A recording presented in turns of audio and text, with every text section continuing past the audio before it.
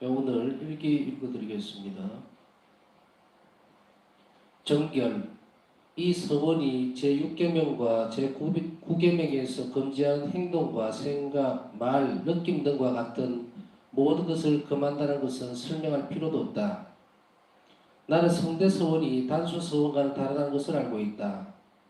그 차이가 어떤 것인지 모든 것들을 속속들이 다 알고 있다. 이런 것을 성찰하고 있을 때 나는 내 영혼 안에서 이런 말씀을 들었다. 너는 나의 영원한 정배다. 너는 천사들보다도 더 정결해야 한다. 왜냐하면 나는 어떤 천사도 너를 대하듯 그처럼 가까운 친밀함으로 대하지 않기 때문이다. 내 정배의 지극히 작은 행동도 한없는 가치를 가지고 있다. 순결한 영혼은 하나님 앞에 상상을 초월하는 힘을 가지고 있다. 순명. 나는 내 아버지의 뜻을 수행하려고 왔다. 나는 내 부모님께 순명했고 나를 고문하는 사람들에게도 순명했고 지금은 사제들에게 순명하고 있다. 오 예수님, 저는 순명의 정신에 대해서 알고 또 순명이란 어디에 해야 하는지에 관해서도 잘 알고 있습니다. 순명은 외적인 행동뿐만 아니라 이성과 의지와 판단도 포함하는 것입니다. 장사들에게 순명함으로써 우리는 하나님께 순명하는 것이다. 천사든 사람이든 누구든지 하나님을 대신해서 내게 명령하면 그것은 하나님께서 명령하시는 것과 다를 것이 없기 때문에 나는 언제나 순명해야 한다. 나는 서원에 대해서는 더 길게 쓰지 않으려고 한다. 그 개념은 이미 분명하고 구체적으로 정립되어 있기 때문이다. 그보다는 이 수도에 대한 일반적인 생각들 몇 가지를 적어보겠다. 전체적인 요약. 이 수도의 안에는 절대로 화려한 건물들이 있어서는 안 된다. 다만 작은 성당이 있어야 하고 그 산하에 작은 수녀원이 있어 그 안에는 10명이 넘지 않는 소수의 영혼들만이 머물러야 한다. 이들 외에 수도의 여러가지 외부적인 문제들과 교회의 기타 업무를 돌보기 위해서 2명의 사복 수녀가 있어야 한다. 이 수녀들은 수도복을 입지 않고 세속인들처럼 평복을 입을 것이고 단순 서원을 하고 봉쇄 생활을 하고 있는 원장 수녀에게 온전히 종속된다. 그들은 수도의 모든 영적인 혜택을 나눠받는다. 외부 수녀는 절대로 2명을 넘어서는 안 되고 1명이면 더 좋다. 각 수녀원은 규칙과 서원과 역으로 서로 밀집이 일치되어 있지만 모두 독립적이어야 한다. 그러나 예외적인 경우에는 한 수녀가 다른 공동체로 파견될 수 있다. 그리고 또한 새로운 집을 창설하는 경우 필요에 따라 몇 명의 수녀가 다른 집으로부터 이동되어 올 수 있다. 각 수녀원은 그 지역의 교구장 주교에게 속한다.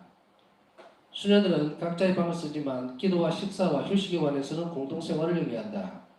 각 수녀는 서원을 한 후에는 절대로 세상을 보지 못한다. 쇠창살을 통해서도 볼 수 없는데 그 이유는 쇠창살도 검은 천으로 가려질 것이기 때문이다. 대화까지도 지극히 제한된다. 수녀들은 세상을 이해하지도 못하고 세상이 이들을 이해하지도 못하는 죽은 사람과 같은 존재가 될 것이다. 수녀들은 하늘나라와 세상 사이에 서서 하느님께 끊임없이 세상을 위한 자비를 간청한다. 그리고 사제들의 말씀이 공허한 것이 되지 않도록 또한 비상한 품위를 찢었으면서도 많은 위험에 노출된 사제들이 자신들을 흠없이 지킬 수 있도록 사제들에게 하느님의 자비를 내리시라고 간청한다. 이런 수녀들이 많을 수는 없겠지만 아주 영웅적인 영혼들일 것이다. 겁이 많거나 나약한 영혼들에게는 이런 자리가 허락되지 않을 것이다. 수녀들 사이에는 등급이나 차별이 없을 것이다. 노동하는 수녀들과 가르치는 수녀들, 공경할 장상들이나 지극히 공경할 장상들도 없을 것이다. 모든 수녀들은 다 동등하다. 출신이나 신분에 있어서 큰 차이가 나더라도 수녀원 안에서는 모두 동등하다. 우리는 예수님 누구신지 알고 있다. 그렇지만 그분이 자신을 얼마나 낮추셨는지, 어떤 사람들과 어울리셨는지도 잘 알고 있다. 수녀들의 수도복은 예수님께서 순환당하시는 동안에 입으셨던 것과 같을 것이다. 그리고 수녀들은 단순히 예수님께서 입으셨던 옷을 입는 것만이 아니고 예수님께서 견디셨던 고통과 모면의 인장으로 자신들을 봉인해야 한다.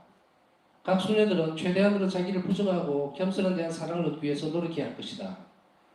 그리고 이러한 특징을 닦은 사람만이 다른 이들을 인도할 수 있는 것이다. 하나님께서는 우리가 당신의 자비를 나눠받는 사람이 되게 하셨고 더 나아가 이 자비를 나눠주는 사람이 되게 하셨기 때문에 우리는 선택된 영혼들로부터 아직 하나님을 알지 못하는 영혼들에 이르기까지 모든 영혼들을 위한 더욱 큰 사랑을 가져야만 한다.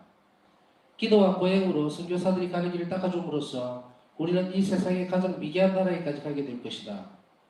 우리가 잊지 말아야 할 것은 전선에서 싸우는 군인은 실제로 직접 전투에 참여하지는 않으면서 일선의 군인들을 위해서 모든 것을 준비하고 보내주는 외부의 도움을 받지 않고서는 오래 견디지 못한다는 사실이다. 이런 역할을 바로 기도가 수행한다. 그러므로 각 수녀들은 뛰어난 사도적 정신을 가져야만 한다. 어느 날 저녁에 내가 글을 쓰고 있을 때 나는 내 방에서 이런 목소리를 들었다. 이 수도회를 떠나지 마라. 자기 자신에게 자비심을 가져라. 수많은 고통들이 너를 기다리고 있다. 나는 목소리가 나는 쪽을 바라보았으나 아무것도 보이지 않았다. 그래서 나는 글쓰기를 계속했다. 그때 갑자기 시끄러운 소리와 함께 이런 말이 들려왔다. 네가 떠나면 우리가 너를 죽여버리겠다. 우리를 괴롭히지 마라. 나는 사방을 둘러보았다. 수많은 추악한 괴물들이 보였다. 그래서 나는 얼른 마음속으로 십자수문을 그었고 괴물들은 즉시 사라졌다. 사탄은 얼마나 흉악한가. 그런 사탄과 늘 함께 있어야 하는 저주받은 영혼들은 얼마나 불쌍한가. 사탄을 한번 보는 것이 지옥의 모든 고통보다도 더 역겹다. 조금 후에 나는 내 영혼 안에서 이런 소리를 들었다. 아무것도 두려워하지 마라. 내 뜻에 응하는 일은 결코 네게 일어나지 않을 것이다. 주님의 이 말씀을 들은 후 신비로운 힘이 내 영혼 안으로 들어왔다. 하나님께서 이리도 헤아릴 수 없을 만큼 좋으시니 나는 참으로 기쁘다. 청기 입회할 수 있는 나이는 15세부터 30세까지이다. 첫째로 지원자 안에 스며들어 있는 영과 그의 성격을 고려해야 한다. 지원자가 기쁘고 즐겁게 예수님의 발자취를 따르려는 강한 의지와 용기를 가지고 있는지를 고려해야 한다. 하나님께서는 즐거운 마음으로 봉헌하는 사람을 사랑하시기 때문이다. 그는 세속과 자기 자신을 경시해야 한다. 지참금이 부족한 것이 입회하는 데에 장애가 되어서는 절대로 안 된다. 지원자는 반드시 규정된 절차를 분명하게 거쳐야 하고 복잡한 사정이 있는 지원자는 입회시키지 말아야 한다. 우울증을 가진 사람들, 슬퍼하는 경향이 있는 사람들, 전염병을 앓는 사람들, 불안정한 성격을 가진 사람들, 남들을 의심하는 경향이 있는 사람들은 수도 생활을 하기에 합당하지 않은 사람들이니 입회시키지 말아야 한다. 수도 생활에 적합하지 않은 수도자가 하나만 있어도 이 한 명의 수도자가 쉽사리 수도 운전체를 혼란으로 몰아넣을 수 있기 때문에 지극한 주의를 기울여서 회원들을 선택해야 한다. 청원기의 기간. 청원기는 1년 동안 계속된다. 청원기 동안에 지원자는 자신이 이런 생활 양식이 마음에 드는지 그리고 이런 생활 양식이 자신에게 맞는지를 잘 검토해야 한다. 청원장도 또한 그 사람이 이런 생활 양식에 맞는지를 부지런히 검토해야 한다. 1년 후에 청원자가 하느님을 섬기려는 진실한 열망과 견고한 의지를 분명하게 증명하면 그런 청원자를 수련기로 받아들인다. 수련기. 수련기간은 중단된 없이 1년 동안 지속된다. 수련기 동안에 수련자는 서원에 관련된 특징들에 관해서 그리고 서원의 중요성에 대해서 배운다. 수련장은 이들의 건실한 양성을 위해서 최선을 다해야 한다. 수련장은 수련자들이 겸손을 실천하도록 훈련시켜야 한다. 마음이 겸손한 사람만이 서원을 잘 지킬 수 있고 하나님께서 충실한 영혼에게 허락하시는 큰 기쁨을 체험할 수 있기 때문이다. 수련자들에게는 책임을 져야 하는 임무를 주지 말아야 한다. 그 이유는 수련자들이 자신들의 완덕 추구에 몰두할 수 있도록 자유롭게 해주기 위해서이다. 수련자들도 청원자들처럼 규칙과 회원을 엄격하게 준수해야 할 의무가 있다. 네, 오늘은 여기까지 읽겠습니다. 우선 오늘은 어떻게 보면은 반 이상이 수도원에 연결되어 있는 수도생활하고 연결되어 있는 부분인 듯이 보입니다만은 그러나 이 중에서도 규칙적인 부분들 다시 얘기하면 우리가 습득해야 되는 그런 부분들, 묵상해야 될 부분들이 중요한 주제들이 좀 돌출이 됩니다. 우선 이제 어제는 가난에 대해서 좀 살펴봤고 가난, 정결, 수명 이 세 가지의 특성은 말 그대로 하느님을 따라가는 데 있어서 아주 중요한 덕목이 됩니다. 그렇기 때문에 이것을 수도자들에게만 한정지어서 하지는 않습니다. 절대로 그럴 수가 없어요. 그래서 이 가난, 정결, 수명은 복음 3덕입니다. 복음 안에서 가장 두드러지게 드러나는 특성인데 이것은 완덕을 향한 길에 있어서 말 그대로 복음이 권고하는 그런 특성이기 때문에 이것은 수도자들에게 한정이 되어지지는 않습니다. 그런데 수도자들은 왜 이 부분을 하느냐면 서원을 하기 때문에 그렇습니다. 수도 생활 안에서 이 서원을 통해서 정말 완덕으로 나아가겠다라고 하나님의 예수님의 정배로서 그렇게 살 것을 결심하고 수련하고 이런 그 과정을 거칠 때에 이제 서원을 하죠. 서원이라는 건 약속입니다. 드러내놓고 하나님께 당신의 정배로서 이렇게 살겠습니다. 그러나 그 삶 안에 이 세 가지 복음만 선택이 녹아날 수 있도록. 그러면 일반적인 우리들에게 있어서는 이 부분이 필요 없는 것인가? 그렇지는 않습니다. 개인적인 서원을 할 수가 있습니다. 그것은 누가 뭐 어떻게 하라 마라 할 그거는 아니에요. 복음 3덕을 통해서 내가 왔던 이 세 가지 특성을 통해서 정말 예수님과 일치하고 정말 깊이 있는 삶을 살아갈 것을 약속한다면 개인적으로 얼마든지 이 서원을 할 수가 있습니다. 그러나 개인적으로 서원을 하든 안 하든 이 복음 3덕은 우리에게 보이지 않게 의무적으로 부과되어 있는 겁니다. 왜냐하면 이걸 따라가지 않으면 예수님을 결코 만날 수가 없기 때문입니다.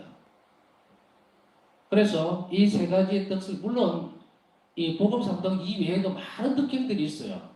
그러나 그것이 이 부분은 이 가난과 정결과 순명 이 부분은 가장 앞서서 가는 기관차로 보면 제일 앞에 있는 거예요. 그리고 나머지 특징들은 어떻게 된다? 따라오는 거죠. 연결되어져서. 그렇기 때문에 이것은 소홀히 할 수 있는 부분들이 절대로 될 수가 없습니다. 그래서 어제는 가난에 대한 말씀을 드렸고 정결과 순명에 대한 부분들을 들어가기 전에 우리의 기도에 있어서 한 번 더 강조를 해야 되겠다 하는 부분이 있는데 그것은 뭐냐면 내적 침묵에 대한 겁니다. 외적 침묵에 대한 것과 내적 침묵에 대한 부분들은 많이 말씀을 드린 것 같아요. 반복해서. 그런데 내적 침묵이라고 하는 이 말을 자칫 잘못 이해할까 싶어서 좀 걱정스러워서 한 번 더 강조하고 넘어갈까 싶습니다. 내적 침묵은 말 그대로 평화 가운데 주님의 자비 안에 완전히 잠기는 것을 얘기하는데 이거를 뭐라고 그래야 되냐면 멍하니 있어서는 안 됩니다. 침묵을 지키라고 그러니까 그냥 멍하니 있는 거예요. 아무 생각 없이. 그렇다고 해서 반대적으로 또 얘기를 하면 속에서 이제 계속 자기 기도, 자기가 말하고 싶은 내용들 뭐 이런 걸로 가득 채워지는 그 상태를 또 가지고 얘기를 하고 되면 너무 또 소란스럽죠. 그렇다고 하더라도 그 영혼이 평화 가운데에서 하늘이가 머무는 가운데 있다 하더라도 그 영혼은 어떻게 되냐면 끊임없이 예수님과 함께 주고받습니다. 대화. 주님의 말씀을 경청하기도 하고 우리가 예수님께 드려야 할 말씀을 드릴 때도 있고 이래요. 그런데 그 드리는 내용이 대화의 내용이 어떤 때는 자잘한 것도 있고요. 일상적인 것이 있을 수도 있고 어떤 때는 정말 괴롭다, 무섭다, 힘이 들다 신앙생활을 하면서 주님을 더 가까이 가고 싶은데 그렇게 따라가지 못한다. 이런 신앙적인 측면을 하나 대볼 수 있고 하나는 자잘한 부분들이죠. 일상적으로 걱정거리가 있다든지 또 이웃과의 관계가 매끄럽지 못하다든지 오늘 하루 있었던 일 중에 이웃과의 어떤 다툼이 있었다든지 그래서 마음이 많이 상합니다 하고 이런 부분들 이 두 가지로 나눠줄 수가 있어요. 그러나 전제되어지는 것은 이미 내가 말하기 전에 주님께서 알고 계시다는 거예요. 내가 얼마나 속이 상했는지. 그렇기 때문에 그 부분들을 바울사 일기에 보면 계속 그분도 성녀도 예수님께 말씀을 드리고는 있어요. 근데 어떻게 결정을 할까요?지 선한 쪽으로 끌어가려고 하는 부분에 있어서 도와주십시오라고 하는 것을 길게 하지는 않아요. 짧게 합니다. 짧게 말씀을 드리고 그 나머지는 두 개로 구별을 지었죠. 그 나머지 부분들은 예수님께서 나에게 어떤 말씀을 하시는지 귀를 기울이는 경청하는 부분들 거기에 집중을 했다고 말씀을 해야 된다고 말씀을 드렸어요. 그때는 뭐라고 의지적으로 계속 기울여야 됩니다. 주님의 현존을 느끼면서 내 영혼에 어떤 말씀을 하실까를 귀를 기울이는 것 이것이 병행되어져야 됩니다. 이것은 결코 침묵을 깨는 것이 아니에요. 침묵을 지키기는 하지만 내적 침묵을 제대로 잘 지키지 못하는 그 요인은 아까 말씀드렸듯이 그냥 멍하니 아무 생각이 없을 때예요. 이거는 내적인 침묵을 지키는 게 아닙니다. 그냥 멍하니 있는 거지 정신없이. 그 태도는 결코 바람직하지 못한 태도입니다. 그렇기 때문에 올바른 우리는 어쩌면 이 묵상을 통해서 수련을 하고 있다고 저는 생각이 돼요.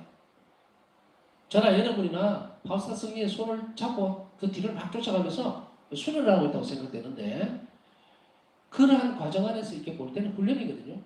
그러니까 이런 다른 생각들이 우리 영혼을 잠식시키지 않도록 이 시간에 그래서 하나님 현존을 점점 더 깊이 느끼고 할 때에 우리 영혼 알아보거든요. 우리 영혼은 귀로 안 들리고 눈으로 안 봐도 우리 영혼이 알아본다고.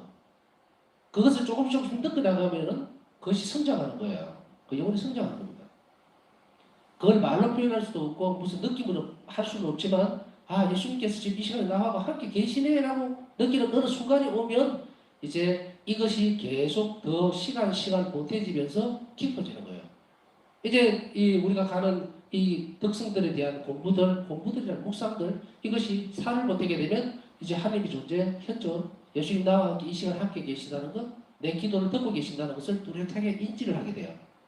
인지를 한다는 것은 머리로 알아듣는 게 아니라 내 정신이 알아듣게 되고 내 영혼이 느끼게 됩니다. 그래서 내적 침묵은 바로 그렇게 중요하기 때문에 한 번 더 강조를 하겠습니다. 그리고 다음으로는 정결에 대한 부분들. 어떤 사람들에게 있어서 이거 되게 중요한 부분입니다. 어떤 부분이냐면 어떤 사람들에게 있어서 예수님은 내 기도를 잘 안 들어주시는 거 아닌가? 또 어떻게 기도를 하면 내 기도를 잘 들어주실까라고 하는데 그게 예수님께서 내 기도를 귀 기울여서 들어주시고 그리고 나에게 가까이 갈 수 있는 가장 빠른 조건 중에 하나가 뭐냐면 이 정결을 잘 지키는 것입니다. 순결한 영혼이 드리는 기도는 뭐라고 그랬어요?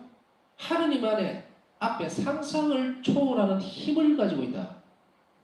이 정결의 특성이 무너지게 되면 기도가 완전히 단단히 한다 버립니다. 이 부분을 굉장히 조심해야 돼요. 정말로 여러분들이 예수님께서 내 기도를 정말 들어주시고 그리고 내가 원하는 완덕에 점점 가까이 가도록 이끌어 주시려면 일단 예수님께서 내 기도를 들어주셔야 되잖아요. 그런데 들어준다면 무슨 인력이 있어야 될 수도 있고 결과물이 나와야 되겠죠. 그게 없다면 어디를 점검해 봐야 되느냐? 이 정결에 대해서 또 순결한 생활에 대해서 굉장히 주의를 기울여야 합니다. 순결한 영혼을 청하는 것은 하나님께서 안 들어주실 이유가 없어요. 이 부분이 녹록지가 않습니다. 비단 오늘 일기에서는 6계명과 10계명 중에서 6계명과 9계명에서 금지하는 행동, 실행되는 행동, 생각, 말, 느낌 이런 모든 것을 금하는 거예요. 간음해서는 안 된다? 행동만 두는 게 아니에요. 생각이나 말이라든지 느낌이라든지 이런 모든 것들을 전부 다 금한다는 것에 대해서 설명할 필요도 없다. 그러면 여기에서 우리가 조심해서 봐야 되는 것은 이 정결의 특성하고 금욕주의하고 혼돈하면 안 됩니다. 혼돈하면 안 돼요. 부부로서의 정결의 덕을 지켜야 할 의무가 있어요. 다른 부분하고 혼정이 되면 안 됩니다. 금욕주의는 뭡니까? 모든 걸 다 금지하는 거예요. 하지 마라. 절대적으로 금하는 거예요. 그런데 정결의 덕은 아닙니다. 이 가십다스라는 이 정결의 덕은 9계명과 6계명 그리고 9계명에서 나오는 이런 윤리적이고 질서적인 측면, 도덕적인 측면을 벗어나 버리는 행위를 이야기하는 거예요. 벗어난 행위들, 생각들, 느낌들. 예수님께서는 이 부분들을 뭐라고 표현을 하십니까? 마음으로 짓는 죄라고 조심하라고 그랬죠. 마음으로 짓는 죄를 소홀히 하면 정결의 덕을 닦아 나갈 수가 없어요. 이 정덕이라고도 불리는 이 정결에 대한 그 덕성은 귀로, 눈으로, 행동으로, 말로 전부 다 드러나 버립니다. 뭐 이런 표현들을 이 시간에 쓰면은 조금 그거 할 수도 있겠지만 요즘 인터넷이라든지 뭐 아니면 어떤 것이라든지 막 보면 굉장히 많은 유혹들이 도사리고 깔려 있죠. 그 이전에는 이것을 설명하면서 미시적인 경향에 대해서도 똑같다고 얘기했습니다. 점을 본다든지 뭐 오늘의 운세 이런 거 거기 관심을 가지고 이 전기를 거스리는 거예요. 육적인 부분에 대해서만 거스리면 생각이 걸로 가버리니까 우리 육이 움직여버리죠. 이또 마찬가지라는 거예요. 그러니까 단순하게 점을 한번 봤습니다. 죄송합니다. 미사 고해성사한테 이렇게 봐서 될 문제가 아니라는 얘기입니다. 마음과 생각으로 몸으로 온통 죄를 지었습니다. 그럼으로 인해서 우리 영혼이 굉장히 상해버린다.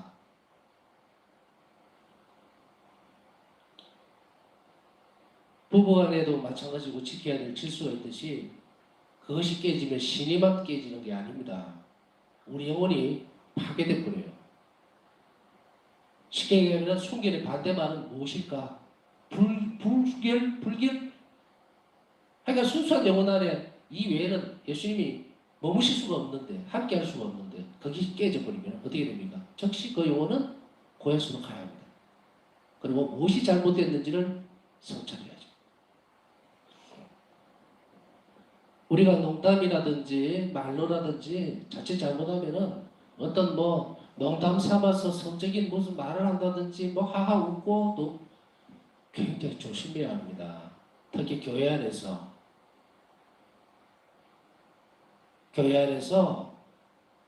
이 형제 자매들 사이에서도 조심해야 되고 모든 것이 이런 6계명과 9계명을 어기는 것을 흔히 볼 수가 있어요. 놀랍게도.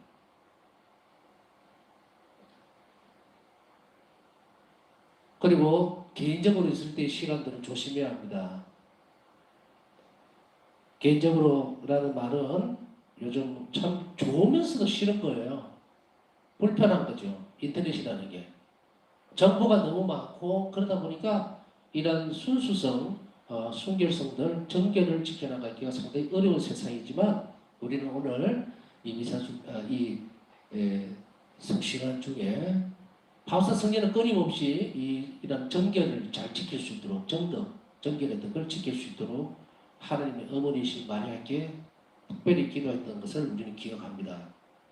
그래서 아까 첫 번째는 침묵에 대해서 얘기했고 두 번째는 이 부분 정결의 덕에 대해서 잘 지켜나갈 수 있도록 여러분들이나 저나 이 정결에 대해서 정덕에 대해서 정결의 특성을 닦아나갈수록 결과적으로 어떤 영적 선익을 얻게 되는가? 하나님 앞에서 그만큼 큰 은총을 받을 수 있는 거예요. 상상을 초월하는 힘을 가지고 있다. 숨기는 영혼들은 건드리지 않습니다. 마귀가 치고 빠지는 것은 불길한 영혼들이에요. 이 정덕을 아무렇지도 않게 생각하는 영혼들은 어딜 막 밟고 지나가 버립니다. 왜? 그들의 기도는 하나님 들어주진 않을 거니까. 막 뭉개고 지나가 버리죠. 그래서 수도 생활에 있어서 이 정결은 단순하게 독신의 문제만이 아니에요. 혼자 산다는 문제가 아니라는 얘기입니다. 평생 혼자 산다고 했더라도 그것으로 정덕을 지켰다고 한다면 말이 안 되는 이야기예요. 그래서 말이나 행동이나 생각이나 느낌이나 모든 걸 다 어우른다 이 표현을 쓰고 있는 거예요.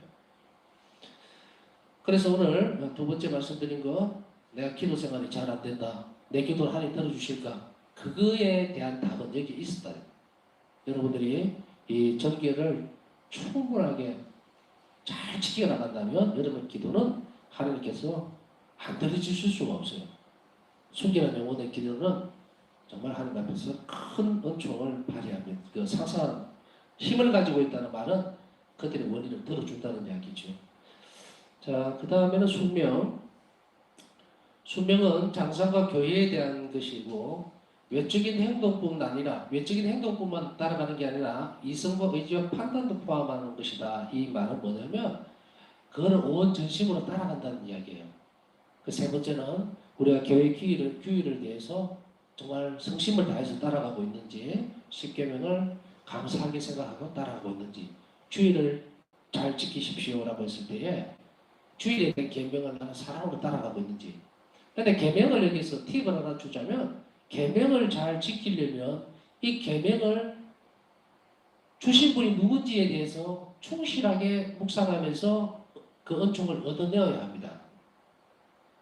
전에도 한번 말씀을 드렸지만 이런 것들을 사람으로 실천할 때에 부모와 자녀 간의 비유로서 말씀을 많이 드렸습니다. 부모님이 자녀들에게 너 이렇게 하지 말고 이렇게 하는 것이 좋겠다라고 했을 때 그것을 자녀들이 강압적인 힘에 의해서 따라가는 것이 아니고 이것은 나에게 늘 부모님이 좋은 것을 주시는 분이기 때문에 그것을 먼저 생각하면 이것은 어떻게 됩니까? 사랑으로 따라갈 수가 있어요. 그런데 성문법적으로 뭐 국가가 만드는 법률이라든지 뭐 이런 거 하지 말아라고 막 좋은 법일 때 이야기를 합니다. 악법을 얘기하는 게 아니에요. 좋은 법일 때, 공동선을 추구하는 좋은 법일 때는 우리는 뭘 생각합니까? 이걸 잘 지키면 선이 돌아온다는 걸 알죠. 그래서 그것을 제정한 분, 그걸 나에게 지키라고 명하시는 분을 사랑한다면 이것은 나에게 그냥 지켜야 되고 또 꼭 그것을 어기면 안 되는 그런 강압적인 형태가 되지 않는다는 겁니다. 그러니까 다시 얘기하면 이걸 지킴으로 인해서 내 기쁨이 되고 이걸 잘 지킴으로 인해서 내가 하나님께 더 가까이 갈 수 있다는 그런 희망적인 요소들이 포함되기 때문에 바로 그것을 잘 받아들이고 의지적으로 움직일 때 이것은 순명이 덕이라고 얘기를 하죠. 그래서 규범이나 법, 십계명 그리고 불문법들은 사랑으로 행하는 것입니다. 그래서 우리가 주의 미사를 사랑을 가지고 움직여야 되는 거라고 생각을 해야 된다고 말씀을 드렸습니다. 그래서 주일은 그냥 지켜지는 것이 아니고 나를 사랑하고 기다리는 그리고 나의 모든 것이 되어줄 예수님께서 성체로서 기다리는 그곳에 나는 정말 모든 인상을 다 쓰면서 가야 될 것인지 아니면 기쁜 마음으로 가야 될 것인지 전에 한번 그런 농담으로 그런 말을 한 적이 있습니다. 본당 신고할 때. 뭐 농담은 아니에요. 사실은 진지한 것을 약간 누그러뜨려서 말씀을 드리는 분이죠. 제가 어떤 말씀을 드렸냐면 어떻게 된 게 교회에 들어가는 개신교 교회에 들어가는 신자들은 막 표정이 밝고 막 제잘제잘 이러는데 성당에 들어오는 신자들은 보면 무슨 사흘에 피죽도 한 그릇 못 얻은 먹은 사람하지 막 세상 다 잃어버린 표정으로 들어오고 성당에 가서 물론 거룩한 것도 좋고 근엄한 것도 좋습니다. 그런데 인상을 쓰는 건 아니잖아요. 본당 신고할 때 때때로 강론하다가 이렇게 봅니다. 신자들 다 보이거든요. 위에서 어떤 때는 눈이 탁 마주치면 인상을 탁 쓰고 있어요. 내가 뭘 잘못 말했나? 와 나한테 저렇게 인상을 쓰고 있지? 웃자가 하는 소리가 아닙니다. 웃자가 하는 소리가 아니에요. 내 마음의 기쁨을 만들어내지 않으면 그 희망을 가지지 않으면 내가 성당에 왔잖아요. 미사 참여하러 왔잖아요. 그러면 그 전까지 내 희망이 없고 정말 죽을 것 같아도 이제 왔으니까 예수님 내 삶을 지금 바꿀 수 있다고. 그런데 왜 그렇게 인상을 쓰고 있어요? 내 안에 희망이 없을 때에 주님께서는 그 미사를 통해서 아무것도 해주실 수가 없어요. 그럼 어떻게 됩니까? 나락으로 떨어져요. 나락으로. 저는 오늘도 이게 성시간을 준비하면서 오늘 주님께서는 이 시간을 통해서 나에게 어떤 영적 선익을 주실까 또 어떤 기쁨을 주실까 비록 오늘 하루가 잘 못 살았다 하더라도 못 살았으니까 잘 살 수 있도록 내일 또 그런 희망을 둘 수 있는 시간 그것이 지금이죠. 이 시간이에요. 오늘 뭔가 잘못되고 오늘 많이 불편했고 힘들었다 해도 같은 식으로 내일 맞이할 수 없는 것은 우리가 이 시간에 하나님을 사랑해서 모여 있기 때문입니다. 미래가 열리고 바뀔 수가 있죠. 그러니 우리는 오늘 있었던 일들이 비록 우리 자신들에게 힘이 들고 그리고 많이 어려웠다 하더라도 우리가 이 시간을 통해서 예수님께서 내일 변화된 삶을 주시리라는 희망과 그리고 그 기쁨을 가지고서 예수님께서 우리에게 주시는 자비로움에 대해서 감사를 먼저 드릴 필요가 있습니다. 이제 사순시기도 거의 막바지로 접어든다고 말씀을 드렸습니다. 이제 다음 주면은 처절하게 예수님은 성삼일을 지내실 거예요. 그러나 우리 또한 그 예수님의 처절했던 그 고통, 그 성주간을 지내기 위해서 우리 또한 지금부터 준비해야 합니다. 그래서 그것을 잘 보고 잘 알아듣고 무심결에 넘어가지 않도록, 그래서 예수님께서 그 기간 동안에 마련해 놓으셨던 특별한 은총을 우리에게 주실 수 있도록 지금부터 잘 준비해야 될 것입니다.